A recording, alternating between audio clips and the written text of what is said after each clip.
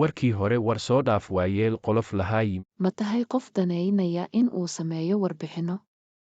Ma tahay qof ka xishoonayo kaamirada horteeda? Ma ku dhiban tahay qaabka hadal jeedinta? Haddii ay jawaabtaadu haa tahay inta aynu soo xusnay iyo in ka badanba, waxaan kugu bari doonaa muuqaalkeena maanta.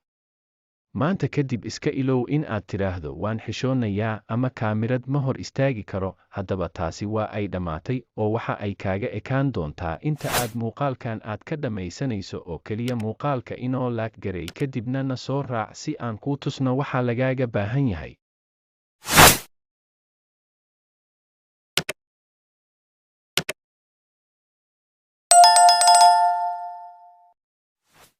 Assalaamu calaykum, magacaygu waa Abdalla Elano. Janaalka aad daawanaysaana waa Galeer Media. Kulanti wacan daawadayaal, waxaa inaga xusuusin ah haddii ay tahay booqashadaadii ugu horreysay janaalka, sabskraib saar oo furo calaamada gambaleelka. Mahadsanid. Okay, aynu bilowno muuqaalkeenii maanta. Ugu horreyn, soo furo browserkaaga kadibna qaybta searchinka ku qor Domains ID kadib website-ka ugu horreeya ee kuu soo baxaya kilig ku sii kadib iska diiwaangeli oo si bilaash ah.